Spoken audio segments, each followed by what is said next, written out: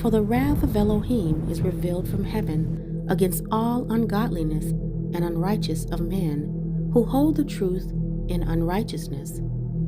Because that which may be known of Elohim is manifest in them, for Elohim had showed it unto them. For the invisible things of him from the creation of the world are clearly seen, being understood by the things that are made, even as his eternal power and Godhead, so that they are without excuse. Because that, when they knew Elohim, they glorified him not as Elohim, neither were thankful, but became vain in their imaginations, and their foolish hearts was darkened. Professing themselves to be wise, they became fools, and changed the glory of the uncorruptible Elohim into an image made like to corruptible man, and to birds, and four-footed beasts, and creeping things.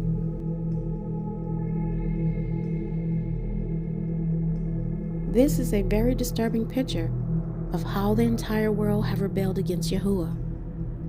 Because humanity have exchanged truth for lies, Yahuwah's wrath is revealed against all ungodliness and unrighteousness.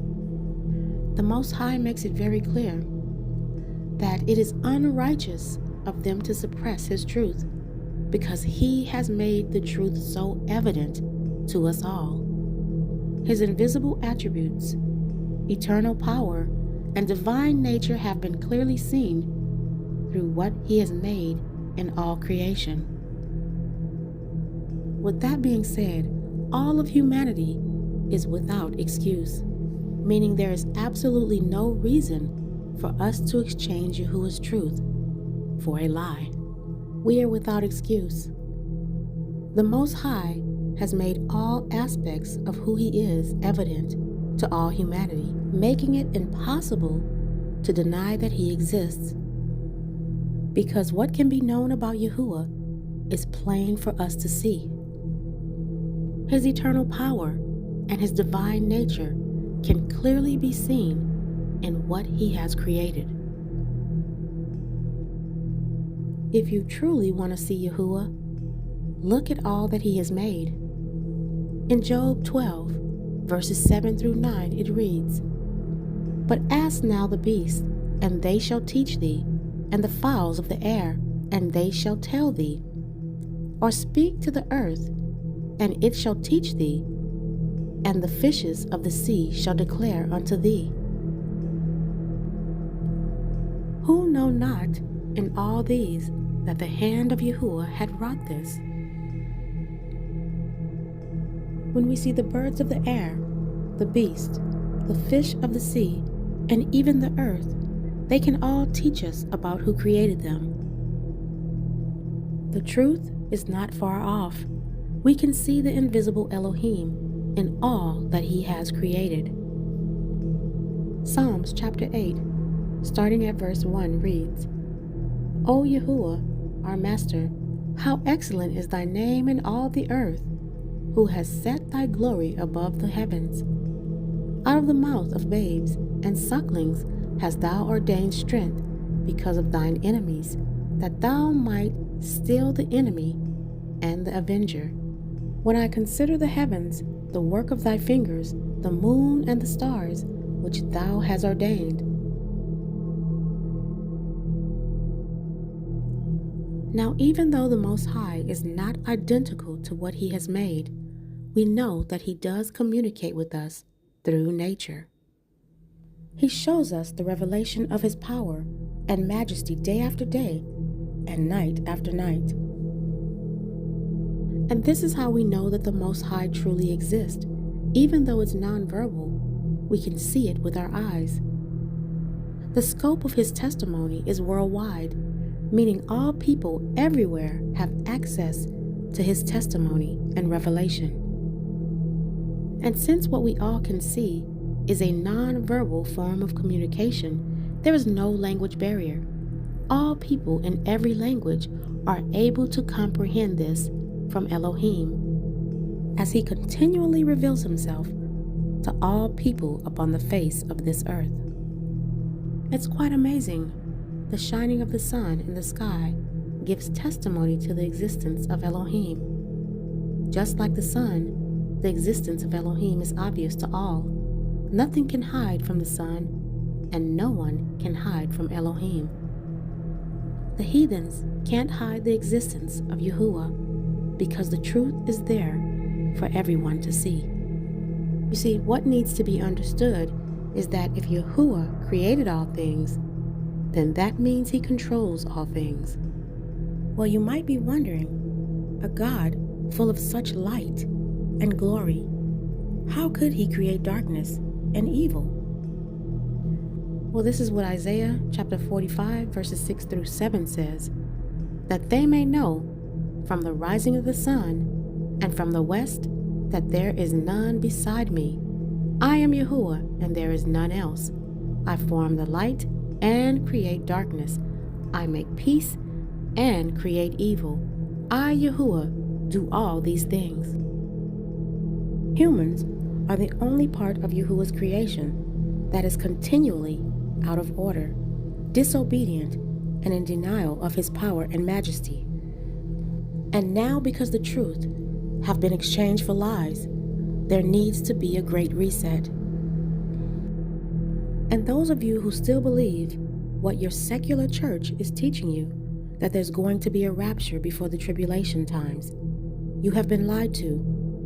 Let's take a look at Enoch, chapter 1. It reads, "The words of the blessings of Enoch, wherewith he blessed the elect and righteous, who will be living in the day of tribulation, when all the wicked and godless are to be removed.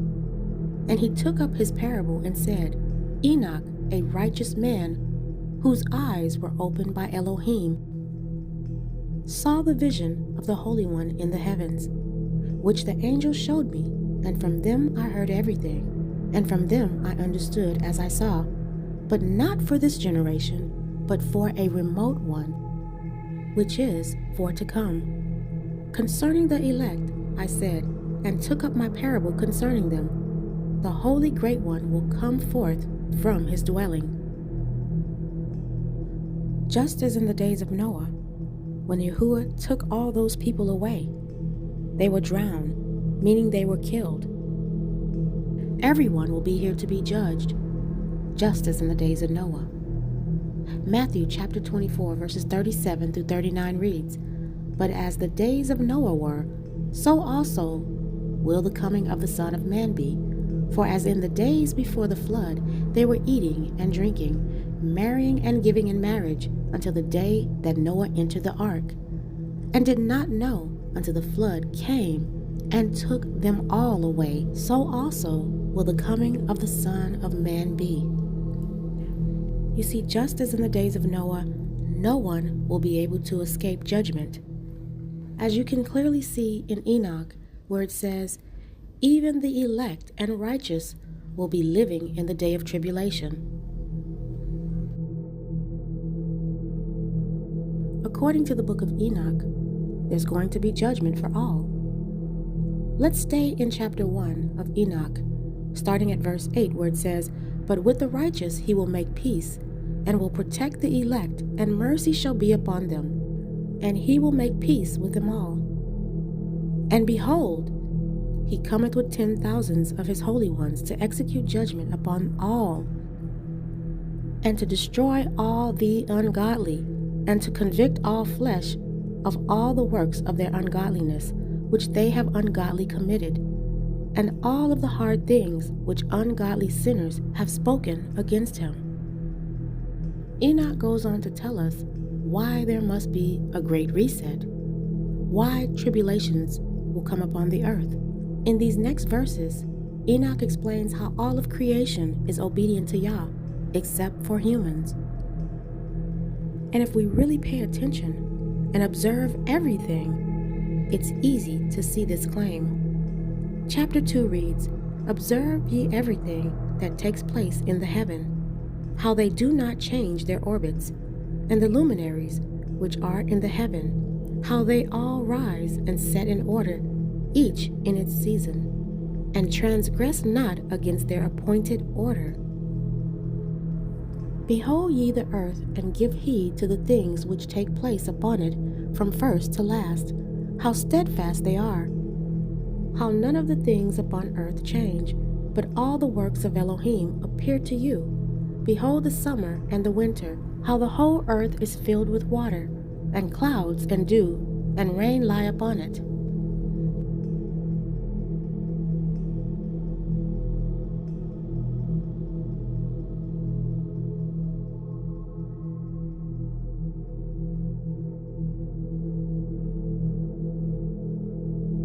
Observe the obedience of creation. Let's go to chapter 3. It says, observe and see how in the winter all the trees seem as though they had withered and shed all their leaves, except 14 trees, which do not lose their foliage, but retain the old foliage from 2 to 3 years till the new comes. And again, observe ye the days of summer, how the sun is above the earth over against it. And you seek shade and shelter by reason of the heat and the sun. And the earth also burns with growing heat, and so you cannot tread on the earth or on a rock by reason of its heat. Observe ye how the trees cover themselves with green leaves and bear fruit, wherefore give ye heed, and know with regard to all his works, and recognize how he that lived forever had made them so. And all his works go on thus from year to year forever, and all the tasks which they accomplish for him, and their tasks change not, but according as Elohim had ordained, so it is done. And behold how the sea and the rivers in like manner accomplish, and change not their tasks from his commandments. There has to be a tribulation period and a great reset, because creation is obedient, but humans are not. Let's look at Enoch chapter 5 continued. It reads, but ye have not been steadfast, nor done the commandments of Yahuwah. But ye have turned away and spoken proud and hard words with your impure mouths against his greatness. O ye hard-hearted, ye shall find no peace. Therefore ye shall execrate your days, and the years of your life shall perish, and the years of your destruction shall be multiplied in eternal execration, and ye shall find no mercy.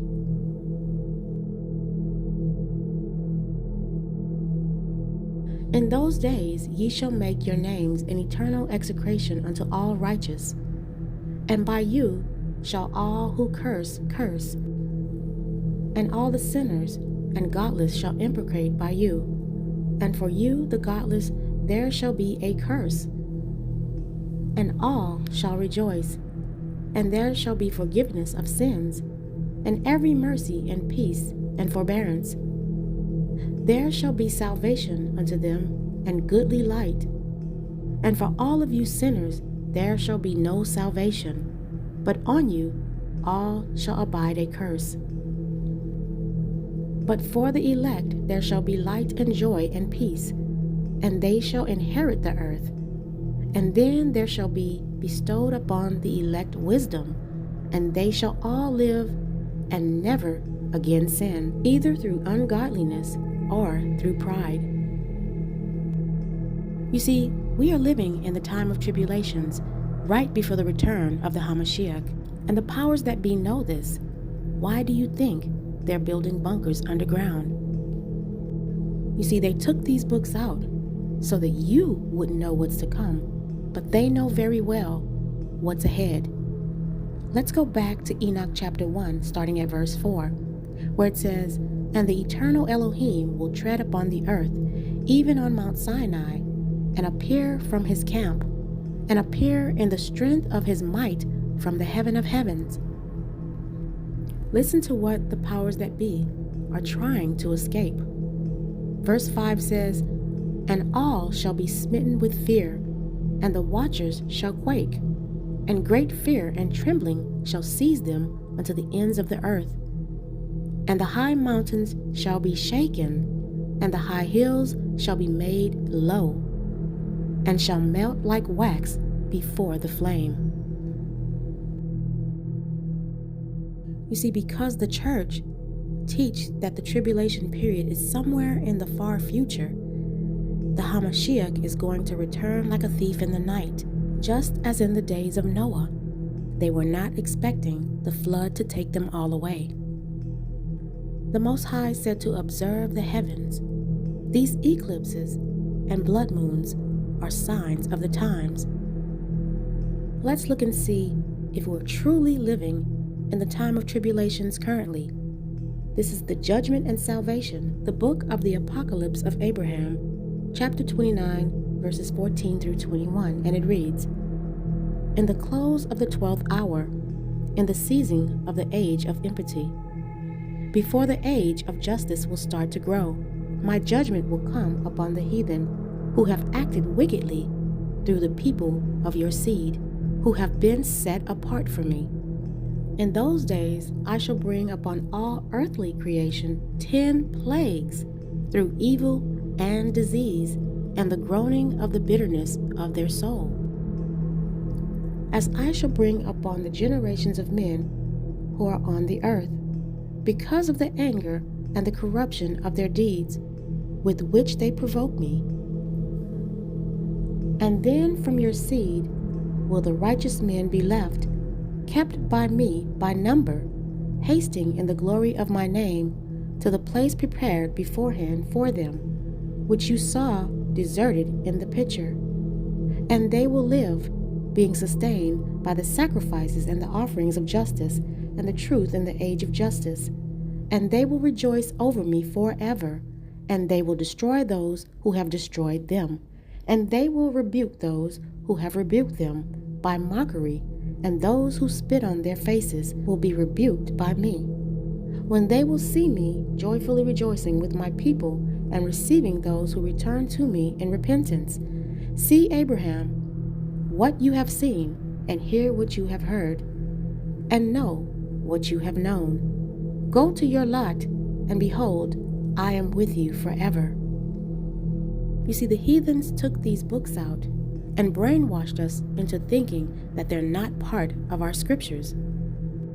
They have manipulated our thoughts by making us think that the Christian church and all secular churches are the all-being, all-knowing, and all-saying. And all that we know are in the 66 books of the Bible. You know, the Bible that they provided us after they dissected and removed, hid, and whitewashed all the characters in the Bible. But little did they know, the Most High is the one who orchestrated it all. He is the one who hid this information and concealed it until the end times. You see, there were more biblical writers than what our oppressors gave us in the 66 books. Let's continue reading from the Apocalypse of Abraham, in which tells us emphatically that we are truly living in the period of tribulation times. This is the punishment of the heathens and the gathering of Israel. Chapter 30 through 31. And it reads, "And while he was still speaking, I found myself on the earth. And I said, Eternal Mighty One, I am no longer in the glory in which was above. But what my soul desired to understand, I do not understand in my heart. And he said to me, Abraham, I shall tell you what your heart desired." Please listen closely, family. We are living in the time of tribulations. The Most High said, "For you have sought to know the 10 plagues which I have prepared against the heathen. And I prepared them beforehand after the passing of the 12 hours on earth. Hear what I tell you. It will be thus. The first, distress from much violence. The second, a fiery burning of cities. The third, destruction of the cattle by pestilence. The fourth, famine in their native land. The fifth, destruction in their domains through the ravage of earthquakes and sword. The sixth, hail and increase of snow. The seventh, wild beasts will be their grave. The eighth, famine and pestilence will take turns in their destruction. The ninth, punishment by the sword and flight in distress. The 10th, thunder and voices and ravaging. earthquakes. Then I shall sound the trumpet from the sky, and I shall send my chosen one, having in him one measure of all my power. And he will summon my people blamed among the heathen, and I shall burn with fire those who mock them, ruling over them in this age, and I shall commit those who have covered me with mockery to the reproach of the coming age, since I have destined them to be food for the fire of hell, and ceaseless soaring in the air of the underground depths, the contents of a worm's belly, for those who do justice, who have chosen my will and clearly kept my commandments, will see them, and they will rejoice with joy at the destruction of the abandoned. And those who followed after the idols and after their murderers will rot in the womb of the evil one, the belly of Azazel. And they will be burned by the fire of Azazel's tongue, since I waited until they came to me, and they did not want it. And they glorified an alien, and they joined one to whom they had not been allotted, and they abandoned the prevailing Yahuwah.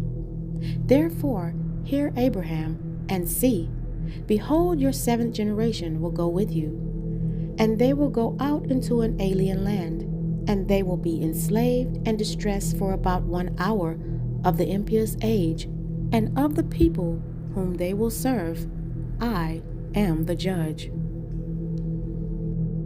You see, these are not the only books that the heathens are trying to omit.